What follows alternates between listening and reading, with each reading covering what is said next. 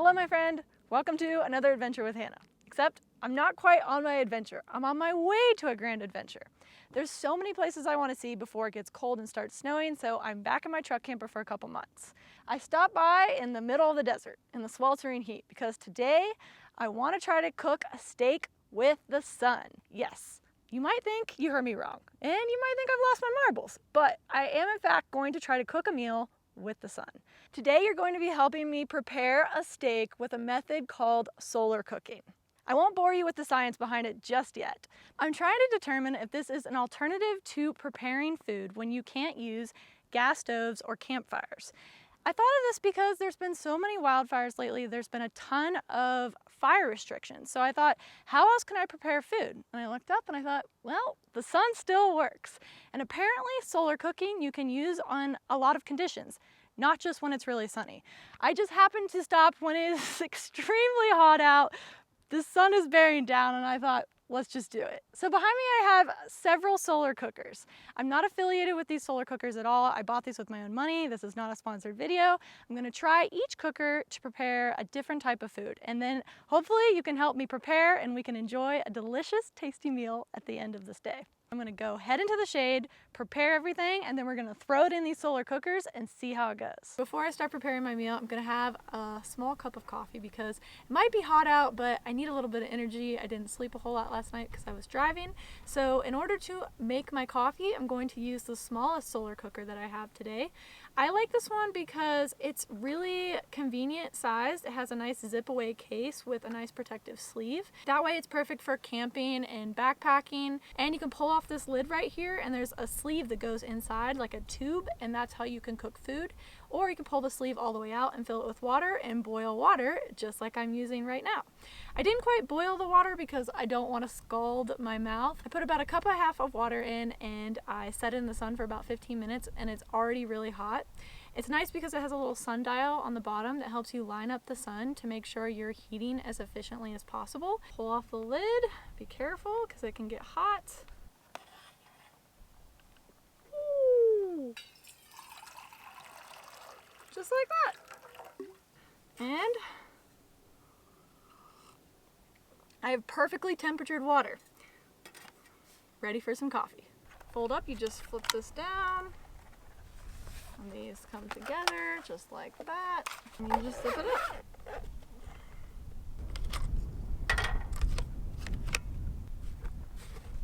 Today I'm having my Dr. Straight 7 Superfood Instant Mushroom Coffee.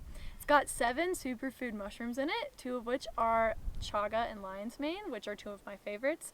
And this coffee is perfect for adventures just like this when you're out in the middle of nowhere and you don't have a coffee maker handy. It's also great because you get the benefits of the superfood mushrooms and the taste of a great, delicious cup of coffee.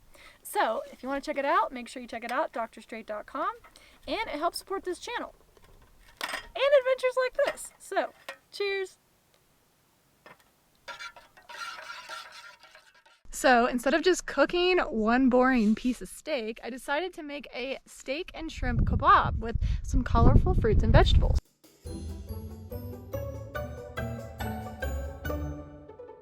Do some mushrooms, my favorite. Can't go wrong. Watch this. Ah! A little humor for your afternoon. I'm almost out of mushrooms. What's a girl to do? Mushrooms, mushrooms. Some nice big chunks of onion. Got some nice shrimp ready to go. I just have to take the tails off. I'm using a flat iron steak today, which I really like the taste of. I think it's delicious.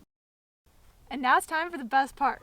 Loading up my kebabs, or my skewers, I guess they are.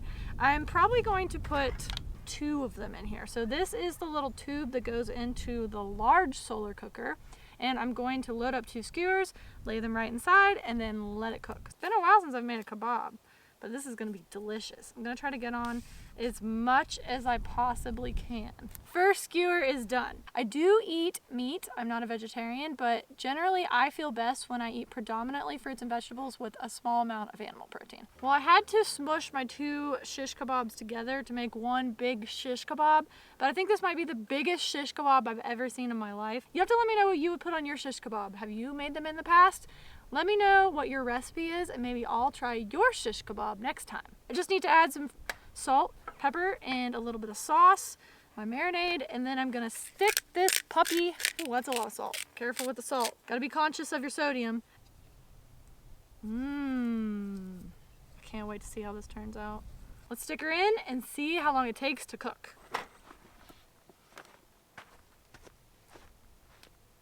And now you just take the mega sized shish kebab and stick it right inside the tube, the solar cooker.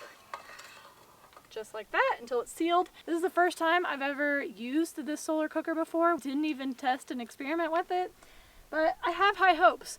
I think it's gonna take about 40 minutes, but I'm gonna go start my timer now, and then while it's cooking, I'm gonna prepare dessert. You didn't think I forgot about dessert, did you? And I'm using another solar cooker for that. This solar cooker is the larger size of the small one I used this morning for the coffee, and it also has a little sundial on it to make sure you're getting the most efficient heating possible. This one's much larger, so the tube is a whole lot bigger for more food. Just wait and see what we're preparing. Let's go. And now it's time to prepare one of my favorite desserts, apple crisp. And I'm gonna be doing it in a different solar cooker. This is the little silicone dish it comes with. It's collapsible, so it's really nice and convenient. This is a pretty classic apple crisp recipe. I didn't peel my apples because I kind of like the skin on the apples. I kind of think some of the nutrients are left in the skin, and I don't mind the texture of it.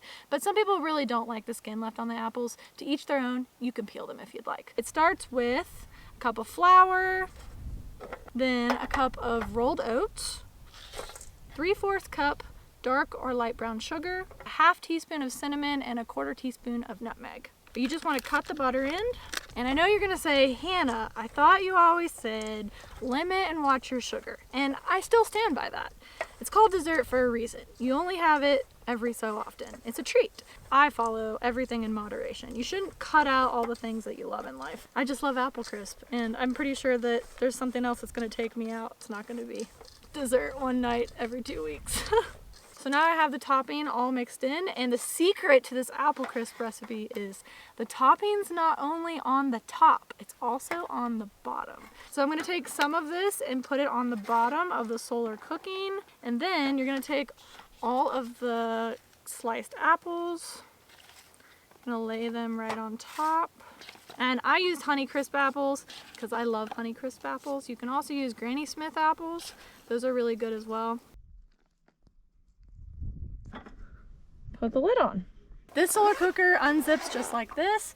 It has a little platform inside that has space around it so that air can circulate, and then reflectors all around the platform. So I thought that it might be better for baking, which is why I thought it would be best for this apple crisp. Again, I've not tested this ever before, but I think it's gonna work because the little platform gets hot. So we're gonna zip this up, turn this toward the sun, and then I'm gonna check out my shish kebab because I can actually smell it behind me and it smells amazing. So flipping this around, checking out my shish kebabs. Okay, so it's officially been an hour. I got a little sidetracked making my apple crisp. I can see the steam coming out. It smells delicious. I got the apple crisp behind me. It's baking. It's time for the reveal on my shish kebabs. Oh my gosh, it's steaming. It looks amazing. I think I might have overdone my steak though. Smells delicious. Let's get a closer look.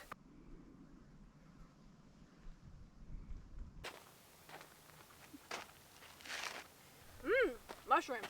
They look good, they smell good. Let's see if they taste good. I overcooked it a little bit. Maybe a lot of it. But what do I look like? A solar cooking expert? Completely forgot about it when I was tending to my dessert. I left it in for an hour. Either way, I still think this is a success. It's delicious. A great way to cook kebabs, meals, food out in the middle of nowhere using the sun. Just a girl in the middle of the desert cooking surf and turf with the sun. Who says you can't do anything you try? Time to check on that crisp. Well, sun's just about down. It's been about 2 hours.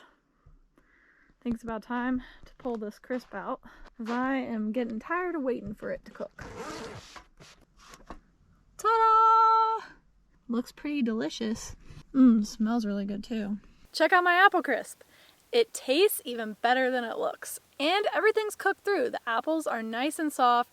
The topping is delicious. It could be a little crispier. I should have started a little early in the afternoon. All in all, it tastes delicious. And I really think that solar cooking is a very viable option, especially when you're camping. And I'll link all 3 solar cookers down below if you're interested in looking into them. Or if you want to look up the science behind them, you can just look up DIY solar cookers and you can actually build one for a pretty affordable price. So for now, I'm going to enjoy my apple crisp. Then I'm going to try to go for a quick run before it gets too dark. Then I'm heading on my way for my next grand adventure tomorrow. So make sure you subscribe. Thanks so much for watching, and I'm going to dig in.